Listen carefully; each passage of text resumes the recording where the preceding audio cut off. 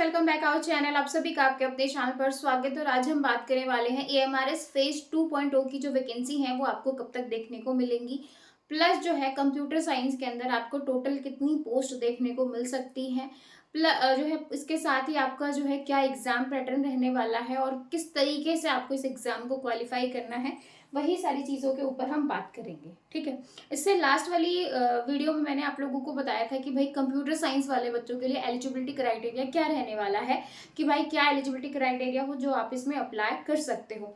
इसके बाद ही आपको पता है कि एमआरएस में जो टोटल पोस्ट आई है वो 38,000 पदों पर भर्ती होने का ऐलान किया गया था कि हमें जो है टोटल 38,000 पद जो है वो भरने हैं, किसके अंदर, एमआरएस के अंदर। ठीक है, जिसमें से 10,000 पदों पर आपको भर्ती देखने को मिली साल 2023 में।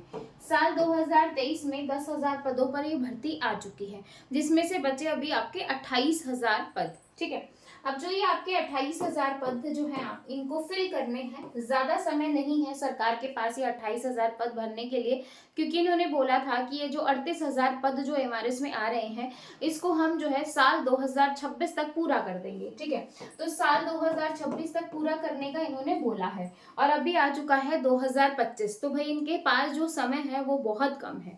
और कहीं ना कहीं अभी बात हो रही है फेज 2.0 की। जैसा कि आप सभी को पता है कि पूरे ऑल ओवर इंडिया में अगर मैं एमआरएस स्कूल की बात करूं तो टोटल आपके 740 स्कूल हैं। अब इन 740 स्कूलों में अगर हम एक एक टीचर की भी बात करें, भाई आप अपना सब्जेक्ट देख लेना, आपका जो भी सब्जेक्ट है, तो अगर हम एक एक टीचर की भी बात करें तो टोटल टीचरों की संख्या हो जाएगी 740, है ना। और फेज 1.0 में जितने भी पोस्ट आई हैं, जैसे हिंदी की, इंग्लिश की, मैथ की, आप अपना जो है माइनस कर सकते हो और उसके अकॉर्डिंग देख सकते हो कि टोटल कितने पद बचे हुए हैं। जैसे कि मैं बात करूं कंप्यूटर साइंस की, साल 2023 में जो कंप्यूटर साइंस के पद थे, पीजीटी के आए थे, टीजीटी लेवल पे आई नहीं थी, तो 172 पदों पर ये भर्ती आई थी। हम इन 172 में से 8, 13 सात गए 6 और 568। अब आपके जो है जो टोटल पोस्ट बची हुई हैं कंप्यूटर साइंस में वो 568 जो है वो पद बचे हुए हैं। अब आपकी बार पॉसिबिलिटी है कि लास्ट टाइम से आपको थोड़ी ज्यादा वैकेंसी यहाँ पे देखने को मिलेंगी। लास्ट 172 आई थी और आपको पता है कि भाई ये जो आपका जो एमआरएस है, जो नेस्ट है, उसने पूरी तरीके से जो है बहुत तेजी से जो है काम करना शुरू कर दिया है। आपको जो है 2023 में जो है एग्जाम हुआ, 23 में एग्जाम होने के बाद इन्होंने फटाफट जो है सबका जो है एग्जाम मतलब रिजल्ट आना, फिर डॉक्यूमेंट वेरिफिकेशन करवाना। अब उस डॉक्यूमेंट वेरिफिकेशन में क्या हुआ कि बच्चे जा ही नहीं रहे थे, जिसकी वजह से नेक्स्ट बार बार उनको जो है मतलब मेल भेज रहा था कि आप आ जाइए। और फाइनली जो है नेक्स्ट ने फिर उनको जो है फाइनल एक रिमाइंडर दे कि भाई अब हम आपको आगे नहीं बोलेंगे और आप आगे जो है किसी भी चीज से मतलब कि भाई बाद में आके आप अपना हक जमाओ कि मेरी जॉब है वो आपको नहीं मिलेगी। उसके बाद उन्होंने वेटिंग लिस्ट निकाली, जिसके प्रोसेस में उन्होंने बहुत समय ले लिया, यानी कि पूरा 2024 उन्होंने इसी चीज में ले लिया, जो कि नेस्ट ने बहुत धीरे से इन चीजों पे काम किया है ना। फिर 2024 के लास्ट में आके उन्होंने वेटिंग लिस्ट निकाली और अब जो है वो अपना काम जल्दी जल्दी कर रहे हैं। और लास्ट जो आपका डॉक्यूमेंट वेरिफिकेशन है, यानी कि जो वेटिंग लिस्ट का भी जो डॉक्यूमेंट वेरिफिकेशन है वो है लास्ट, अगर मैं बात करूँ तो 18 मार्च की। लास्ट जो आपका डॉक्यूमेंट वेरिफिकेशन होने वाला है वो 18 मार्च को होने वाला है। कब होने वाला है? 18 मार्च को। अभी 18 मार्च को आपका लास्ट डॉक्यूमेंट वेरिफिकेशन होने वाला है। तो भाई नेक्स्ट अब बहुत ज्यादा सीरियस है, क्योंकि 2026 जो है 2026 में इनको 38,000 पद फिल करने हैं। अब जो है 2025 आ गया, इनके पास इतना समय है नहीं, क्योंकि इन्होंने जिस तरीके से साल 2024 को वेस्ट किया है जो है, लेकिन अब ये थोड़े से एक्टिव हो गए हैं। अब अगर ये मार्च में 18 मार्च तक इन सारी चीजों को, यानी कि जो पहली 1.0 की जो भर्तियां हैं उनको पूरा कर देते हैं, तो भाई अप्रैल में पूरी पॉसिबिलिटी है कि आपके सामने जो है 2.0 फेज की वैकेंसी देखने को मिले। तो भाई जो वैकेंसी है वो आपको अप्रैल में देखने को मिलेगी।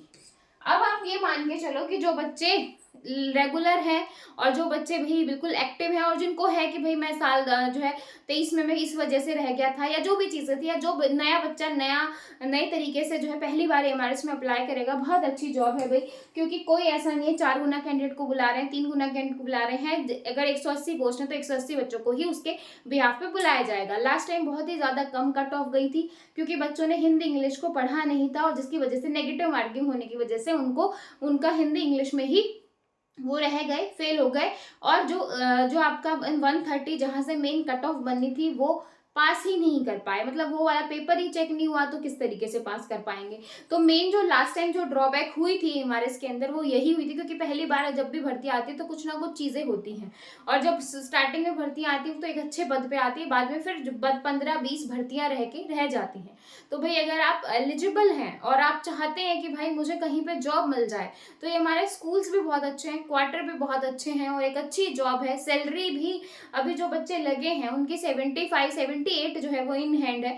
तो भाई आप किस चीज का इंतजार कर रहे हो, जब 80 के आसपास आपको सैलरी मिल रही है और जो है रेजिडेंशियल आपका जो है फ्री है, आप वहां पे रह रहे हो, तो एक अच्छा जो है आपका, आप बोल सकते हो कि भाई आपके लिए एक अच्छी जो है जॉब अपॉर्चुनिटी है।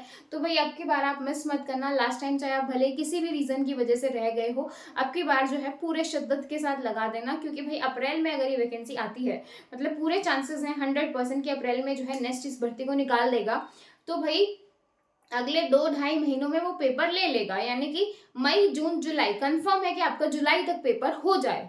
अगर प्रॉपर जो अभी स्वीट चल रही है नेक्स्ट, अगर उसी तरीके से रहती है तो जुलाई में आपके एग्जाम होने के पूरे पूरे चांसेस बनते हैं। तो भाई अब जो है, अब बार बार देखो इन चीजों को क्यों बताया जाता है, क्यों बोला जाता है, ताकि आप जो है अभी से ही पढ़ना शुरू कर दो, क्योंकि बच्चे नोटिफिकेशन का वेट करते हैं। नोटिफिकेशन आने के बाद सोचते हैं हिंदी को कितना पढूं, इंग्लिश को कितना पढूं, जो है करंट अफेयर कितना करूं, अपने सब्जेक्ट को कितना करूं, हिंदी कितनी पढूं, रीजनिंग कितनी करूं, जिसकी वजह से बहुत ज्यादा दिक्कतें आती है भाई। तो अब जो है अगर आपको है कि करना है, तो कंपटीशन इतना ज्यादा है कि अगर आप पहले से नहीं प्रिपेयर होगे तो आप एकदम से लास्ट टाइम पे आके प्रिपरेशन नहीं कर सकते। वो एक लक मान सकते हो कि भाई लास्ट टाइम पे आपने किया और बाय लक आपका हो गया।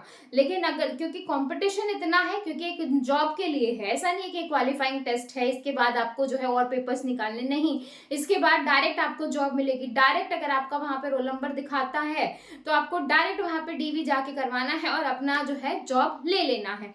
तो इससे बेस्ट तो कुछ भी नहीं है। तो भाई अगर जो भी बच्चा इस गोल्डन अपॉर्चुनिटी को मिस करता है वो अपनी लाइफ के साथ खिलवाड़ कर रहा है, इससे ज्यादा कुछ नहीं, ठीक है। तो भाई वही है, जो टोटल कट ऑफ बनती है, जो टोटल कट ऑफ बनेगी वो 130 में से बनेगी। लेकिन जो इसमें 130 में 10 नंबर की हिंदी और 10 नंबर की इंग्लिश, ये जो है ये आपका क्वालिफाइंग पार्ट है, ये आपका क्वालिफाइंग वाला पार्ट है। लेकिन ये कितना जरूरी है, जो बच्चे अब की बार हिंदी इंग्लिश में रह गए हैं वो बहुत अच्छे से समझते हैं कि ये वाला पार्ट कितना ज्यादा जरूरी है, क्योंकि इसमें अगर थोड़ा कम भी कर लेते और यहाँ पे थोड़ा स्पेंड कर लेते टाइम को, तो भाई आज वो लोग भी जॉब पे होते, ठीक है।